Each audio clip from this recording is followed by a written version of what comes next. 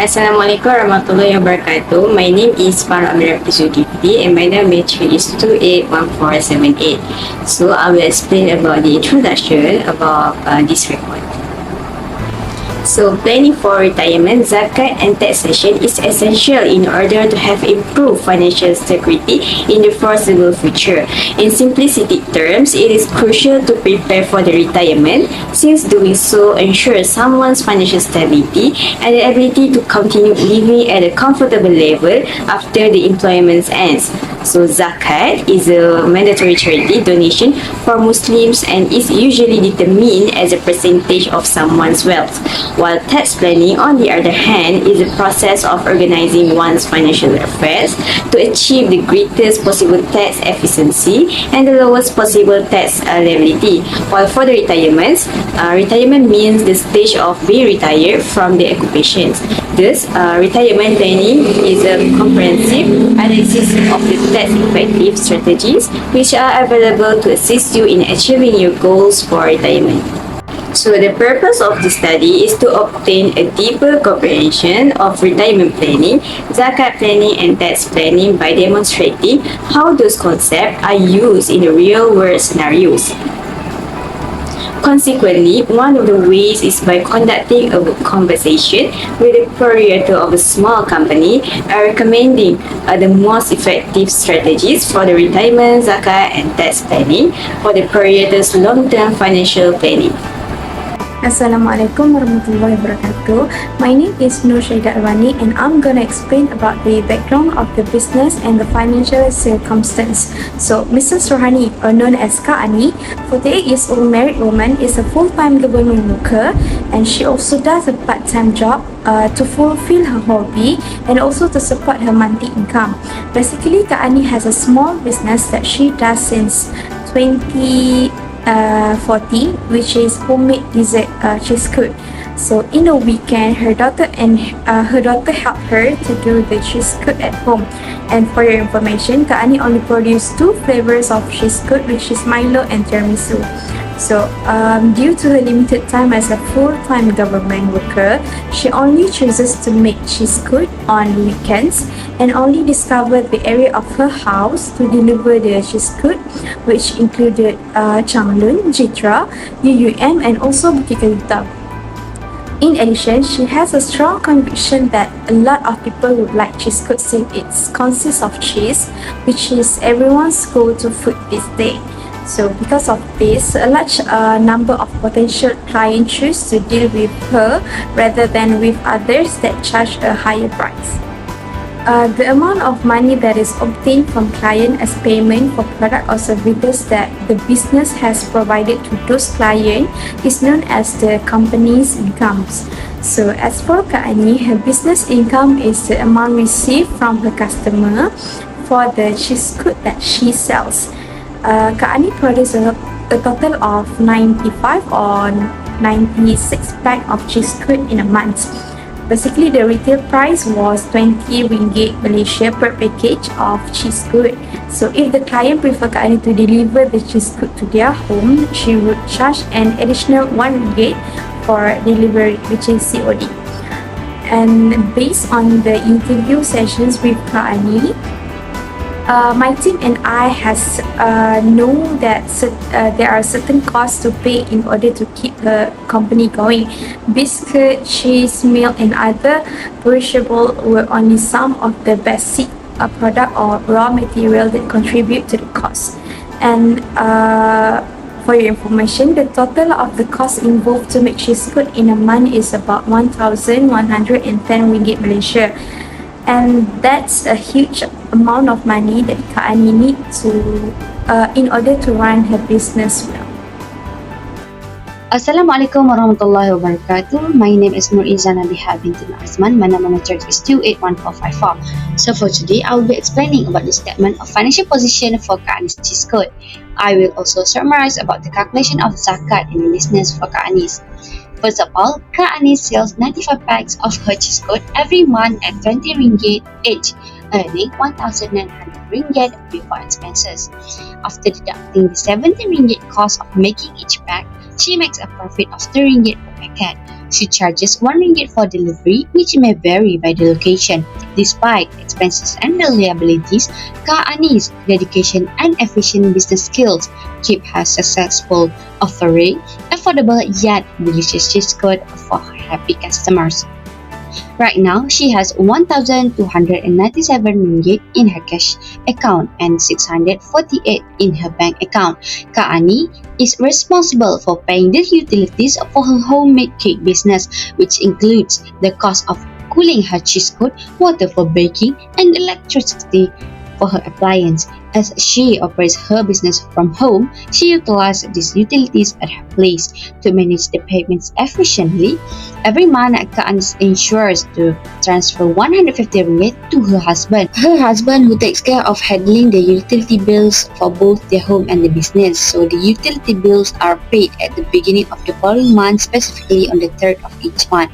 Kak Ani's homemade cakes business is doing well and she earns an average of RM1,795 each month. Thought it can change depending on the delivery charges. So over a year, this adds up to RM21,540, surpassing the minimum threshold, which is the nisab required for zakat.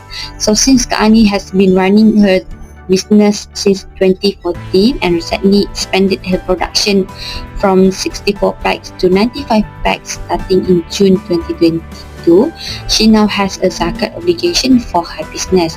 So for businesses, the zakat rate is 2.5% of their total net assets. So in Kak Ani's case, it means that she needs to pay RM538.50 as zakat for a year. Actually, this act of paying zakat is not only fulfills her religious responsibility, but also reflects Kak Ani's compassion and commitment to help others. Moreover, we have made some tax calculation for Kak Ani. In this tax calculation, we have assessed the financial details for Kak Ani to determine her tax liability. So her total taxable income for the year is RM99,540, derived from the monthly incomes of RM1,795 from her cheese curd business and RM6,500 from her government job. The amount of monthly salary is multiplied by 12.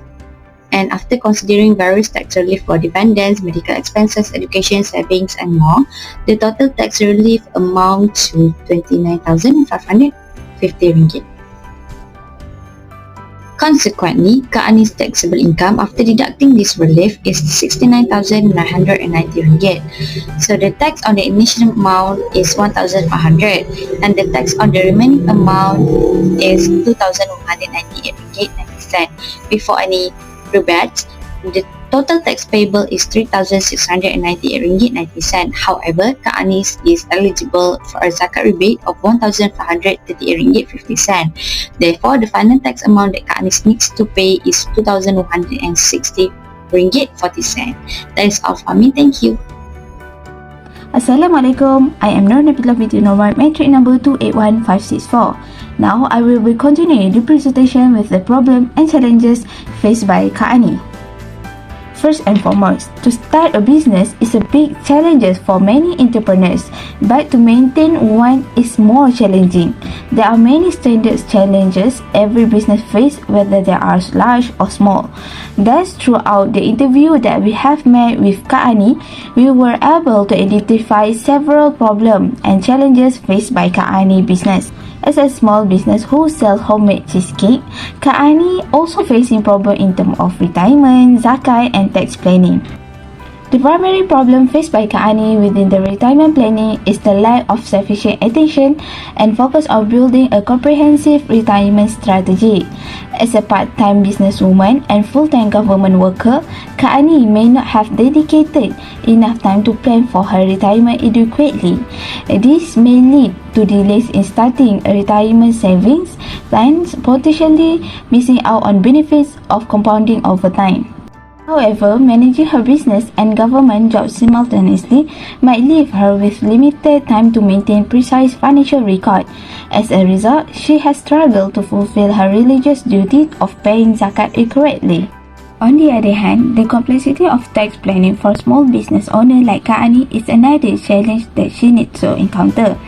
As both a government worker and a businesswoman, she must navigate through different tax rules and regulations, each with its own exercise. Without proper tax planning, Kak Ani may not be optimizing her tax situation, leading to potential overpayment of tax and missed opportunity for tax deduction and credit available to small business. Balancing a full-time job with a part-time business can be demanding and may leave Kak Ani with limited time to address retirement, zakat and tax planning adequately. The lack of time for financial planning may result in delayed decision and missed opportunity to optimize her financial well-being.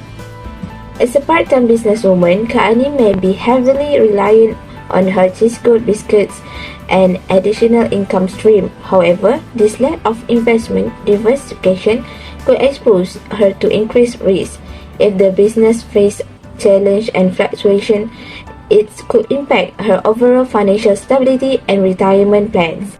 Another potential problem is the lack of financial education and awareness of the various retirement, zakat and tax planning strategies available for her. Without sufficient knowledge in this area, Kak Ani may find it challenging to make informed financial decisions and might miss out on opportunity to optimize her financial future. Thus, the small business selling homemade cheese goods run by Kak Ani will face challenges in retirement, zakat and tax planning.